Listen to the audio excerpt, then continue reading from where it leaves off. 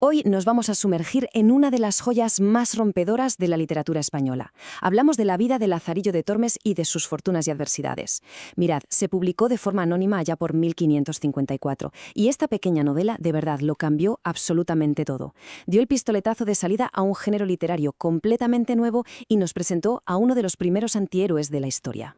El hecho de que el autor no quisiera dar su nombre ya nos da una buena pista, ¿verdad? Pero la pregunta del millón es esta. ¿Qué demonios contaba este libro que a primera vista es solo la historia de un chaval pobre para que la mismísima Inquisición española lo prohibiera solo 5 años después de salir a la luz? Pues es que su crítica a la corrupción y a la hipocresía de la Iglesia era tan directa que ponerle tu firma a eso era básicamente buscarte la ruina. Y la respuesta a por qué fue tan polémico es que esta obra inventó algo nuevo: la novela picaresca. A ver, olvidémonos de los caballeros andantes, los héroes perfectos y los mundos de fantasía que estaban de moda. La picaresca va de otra cosa. Se centra en un pícaro, un protagonista de clase baja, un buscavidas que no tiene más remedio que usar el ingenio para poder comer cada día en una sociedad que, la verdad, está podrida y es completamente hostil. Y si el fondo era rompedor, la forma no se queda atrás. Toda la novela es, en realidad, una larguísima carta. Es Lázaro, ya de adulto, contándole su vida a un pez gordo desconocido, a un tal Vuestra Merced, para justificar un caso del que le acusan.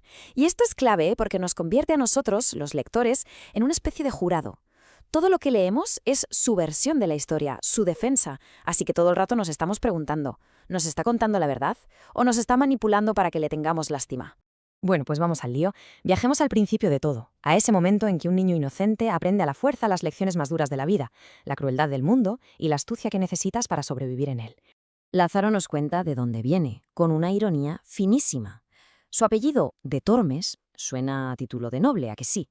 Pues nada más lejos de la realidad. Es literal. Como él mismo dice, mi nacimiento fue dentro del río Tormes. Su padre era molinero, le acusaron de ladrón y acabó muriendo en la guerra. Su madre, para tirar para adelante, se junta con un esclavo, Zaide, al que también castigan por robar para darles de comer. O sea, que desde el minuto 1, la vida de Lázaro está marcada por la miseria, el delito y la falta de honor. Desesperada, su madre lo entrega como Lazarillo a un mendigo ciego. Y aquí se acaba de golpe la inocencia de Lázaro. Justo al salir de Salamanca, hay un toro de piedra en un puente. El ciego le dice al niño que arrime la oreja, que oirá un gran ruido dentro. Y cuando Lázaro, inocente, lo hace, ¡fas!, le estampa la cabeza contra la piedra. La lección es brutal y se resume perfectamente en esta frase. En ese preciso instante, Lázaro entiende que está solo en el mundo y que su única arma es ser más listo que nadie. Lo que viene después es una batalla de ingenio increíble. Y todo por el hambre. El ciego es un tacaño de cuidado y casi no le da de comer, así que Lázaro tiene que inventarse trucos cada vez más currados para robarle. Primero le sorbe el vino de la jarra con una paja larga. Cuando el ciego la tapa, Lázaro le hace un agujerito por debajo y lo sella con cera. Hasta le cambia las monedas de las limosnas por otras de menos valor. Pero claro, el ciego es un zorro y siempre lo pilla y le da unas palizas tremendas. Todo acaba con la venganza final de Lázaro. Le dice que van a saltar un arroyo, pero en realidad lo dirige de cabeza contra un pilar de piedra. Lo deja allí tirado y escapa. Ojo, porque aquí el simbolismo es importantísimo. Que el amo sea ciego no es casualidad. Representa la ceguera moral de toda la sociedad de la época, una sociedad a la que le da igual el hambre y el sufrimiento de los pobres, una sociedad ciega a su propia hipocresía y a su propia corrupción. Después de huir del ciego, Lázaro se va a topar de frente con los dos grandes pilares de la sociedad del siglo XVI, la Iglesia y la nobleza. Y va a descubrir que, bueno, la hipocresía tiene muchas caras. Esta frase del propio Lázaro es que lo clava. Su siguiente amo es un clérigo. Y si el ciego ya era la avaricia en persona, lo del clérigo es otro nivel. Lázaro creía que no podía ir a peor, pero como él mismo dice, escapó del trueno para meterse de lleno en el relámpago. Esta comparación es una radiografía brutal de la crítica social de la novela. Por un lado, el clérigo, que representa a la Iglesia.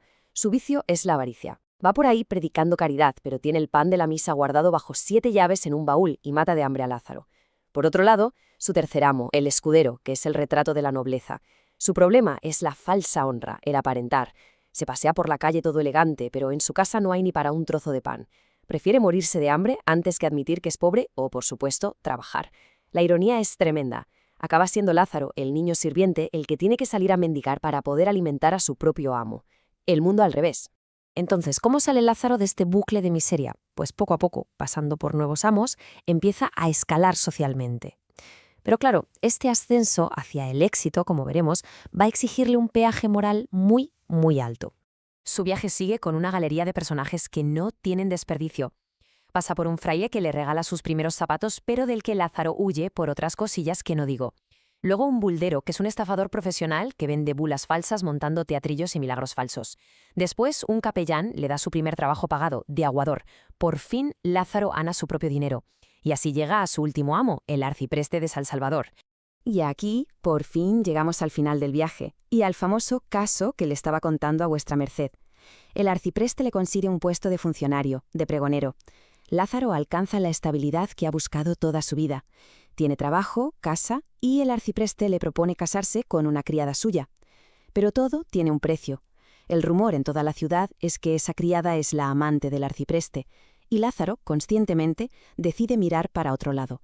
Decide sacrificar su honor a cambio de seguridad y de un plato caliente en la mesa. Ha llegado, según él, a la cumbre de toda buena fortuna, pero lo ha hecho tragando y aceptando la corrupción. Vale, entonces, ¿por qué este librito anónimo, publicado hace casi 500 años, sigue siendo tan sumamente importante para la literatura universal? Pues mirad, su legado es gigantesco. Primero, como ya hemos visto, funda de la nada la novela picaresca. Segundo, es pionero del realismo. Deja de lado a los héroes de cartón piedra y te muestra la vida como es: la pobreza, el hambre, la lucha por sobrevivir. Tercero, es una crítica salvaje y con mucha ironía a las instituciones más poderosas de la época. Y sobre todo nos regala al antihéroe. Lázaro no es bueno ni es malo, es sencillamente un producto de su entorno. Un superviviente que toma decisiones como poco moralmente muy dudosas. Y esto nos lleva a la pregunta final, la que el libro deja ahí flotando para que pensemos. Lázaro consigue lo que siempre quiso: tener un techo, comida y estabilidad. Pero lo consigue pagando el precio de su propia honra, aceptando vivir en una mentira. Y la pregunta ¿es eso un final feliz? ¿Podemos decir que ha triunfado o en realidad ha fracasado moralmente? La novela no nos da una respuesta fácil, y es precisamente esa ambigüedad, esa incomodidad, lo que la convierte en una obra maestra que sigue totalmente viva.